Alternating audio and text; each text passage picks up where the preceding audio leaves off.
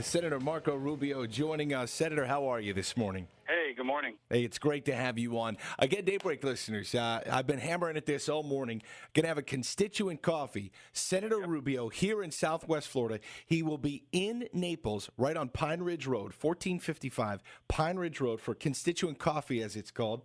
And it's neighbor, the Naples Area Board of Realtors, to hang out with you. That's at 2 o'clock today. Actually, Senator Rubio, is this your kind of first public or constituent event since becoming senator? It is.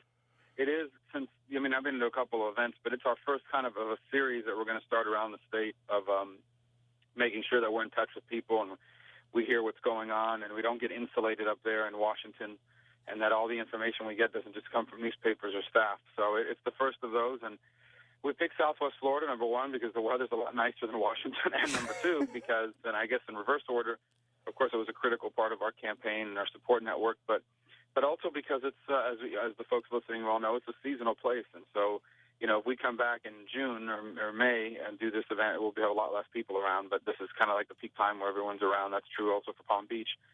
So we're going to focus on those areas when people are here in the winter months. Great. Well, look, we're absolutely enthused to have you here. I'll tell you what, too. You, Trey, you're a year-rounder. You're there all the time. Yeah. When it's 95 and muggy.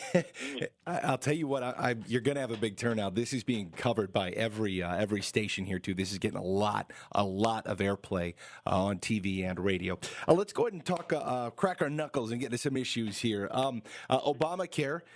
You just voted to repeal it. This vote along party lines. This comes right as it's declared unconstitutional here in the state of Florida by the federal judge.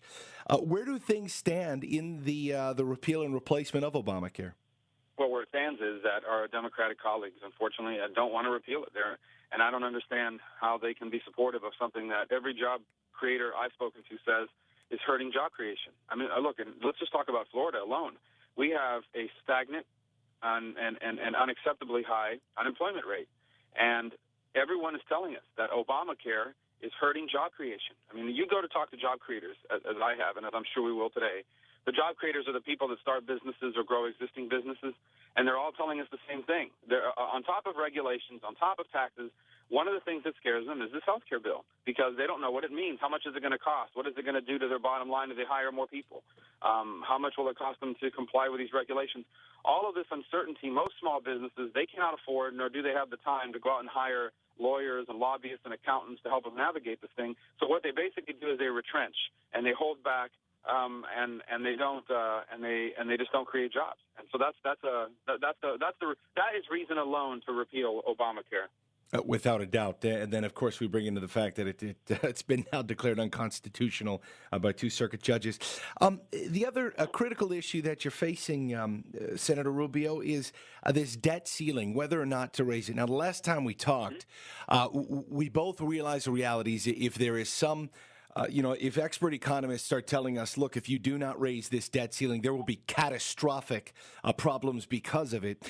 But do you think that with the leadership of the Republican Party and true fiscal conservatives like yourself, that you can get the Democrats to agree to massive cuts?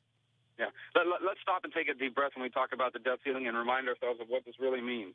What this really means is that the people in charge in Washington, especially in the last 2 years, have been spending so much money that even though we are borrowing on a massive and historic scale, it's still not enough. Think about that the obligations and the promises that this federal government has made in spending is so massive, so unsustainable, and so enormous that even after massive borrowing, even after having raised the debt ceiling just 8 months ago, experts are telling us if we don't do it again, we're going to run out of money. That alone should take your breath away as to how horrifying this is. Now, is there an opportunity here to use this as a last call, basically a last chance to shine a spotlight on this issue? I think there is, because here's the bottom line. We can't continue to do this. We can't continue to come back every 6 or 8 months and continue to say, all right, let's apply for more credit. Let's take on more debt, because we can't afford it. It's not sustainable. The rest of the world knows that, and before long, we're going to start paying a heavy price because of that. Yeah, without a doubt. So moving forward, how do you approach this? I mean, do you demand cuts in federal spending, the federal government itself? How does this get worked out? I think first and foremost, I think that our guide point should be the following. We don't want to be back here again. I don't want to have to vote to raise the debt ceiling. again. I don't want to ever reach this point again where we're being told in 6 or 8 months, hey, remember what you guys did back in the spring and early summer of 2011? It wasn't enough. We have to do it again. So we have to begin to take measures to prove it. Now, what does that mean? Does that mean a rollback in spending? Yes. Does it mean a balanced budget amendment? I hope so. But I think it also has to mean presidential leadership. Look, the vast majority of our spending, no one wants to talk about it because it's politically unpopular. I spoke about it on the campaign. The entitlement programs, Social Security and Medicare, I want to save those programs. And those programs are on a path to insolvency, not just the programs themselves, but ultimately lead our country in that direction. I don't want there to be any changes to Social Security and Medicare for seniors that are currently on the program or people about to retire. But I think younger workers, people like myself, people like you, that are 20, 30 decades, 20 or 30 years, decades away from retirement, we need to realize that if we don't take dramatic steps on that and we don't start doing things about it, there isn't going to be a Social Security or Medicare for us when we retire. And in order to reform that system, in order to tackle what that really means, takes presidential leadership. And so this president has to, I think, decide for himself whether he wants to take his place in American history as one of the presidents that actually took on a major issue and solved it. So, I mean, that ultimately, we can't solve that issue if the president doesn't lead on it. And his first chance to lead comes next week when he proposes his budget. Let's see what he does. Yeah, and I'll tell you what, I could not agree more on well, quite frankly, every point.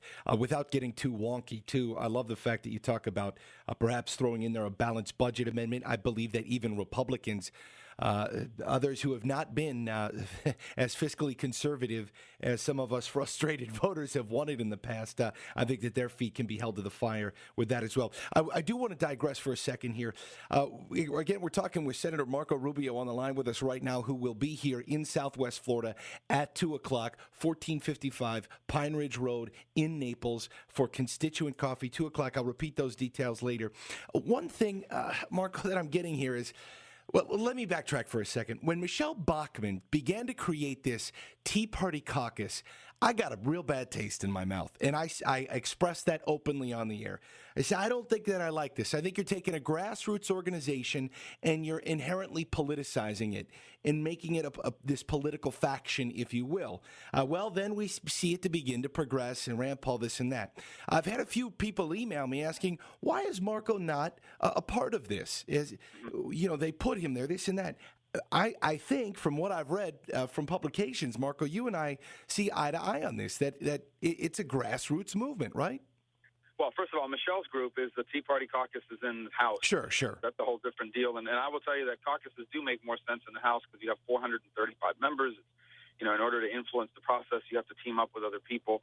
The Senate's 100 members, and because of the Senate rules, any single senator can basically stop anything they want for a significant period of time. So I haven't joined caucuses. Talking specifically about the Tea Party Caucus, we haven't made any final determinations. I mean, it's a new thing. But let me tell you what we have done. We've joined the steering committee, which basically is the conservative group in the Senate led by Jim DeMint. And I don't know how I joined the group, but they put me on the executive committee of the steering committee. And so, I feel we meet every Wednesday. We talk about these kinds of issues like the issues that you talked about. Now, specifically about the Tea Party Caucus, what I would say and the concern that I've expressed is that what I think gives the Tea Party its strength and its legitimacy in the American political process is that it is a grassroots movement of everyday people that don't come from Washington. They're not politicians. They're not running for any office. It's not a political party, and it has a lot of independents and even some Democrats who basically believe that our Constitution is not being followed, that our government is not limited the way the Constitution wanted it to be limited, that we're spending too much money, and that America's role in the world is being eroded. And they want to see a different direction for our country. And these are everyday people who have organized and made this happen. And my fear has always been that if you start creating these little clubs or organizations in Washington run by politicians, the movement starts to lose its energy. Basically, the media will jump on that and start paying attention to that instead of the grassroots movement, which is really what's given the Tea Party its voice. So, those are my concerns. I mean, ultimately, maybe they'll turn out to be unfounded, but in the short term, I really think that we've got to be very careful because the Tea Party movement was a big part of the 2010 election cycle. I think it has an opportunity to be an even bigger part of the 2012 election cycle. But I don't want us to do anything that kind of changes its grassroots nature. Undoubtedly. Senator Rubio, I do not want to take up any more time. I just want to ask you one more question, though. The situation in Egypt, A very dangerous, unknown path lays ahead of what may or may not happen in that country. Your immediate thoughts on that? Well, let's look for a second at what's made our country great is that we're a nation of laws, not a nation of men. And excellent. We've had tumultuous times in American history. We had an election in 2000 that was disputed.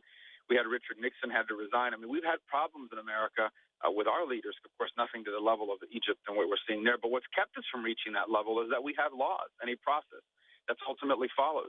You know, when Richard Nixon resigned, there was a process in place for the vice president to take over, you know, and so forth. And there is a process in Egypt. And the issue is whether they're going to follow that process or not. And I think it would be best for that process to take care of what's happening.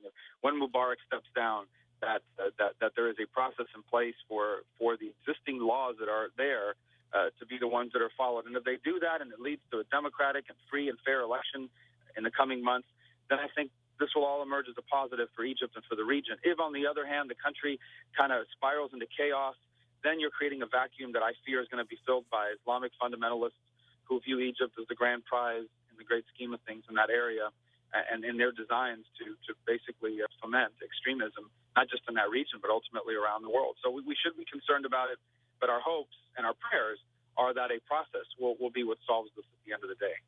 Undoubtedly. Senator Marco Rubio, thank you so much for your time. I'm going to go ahead and plug away again with your visit today.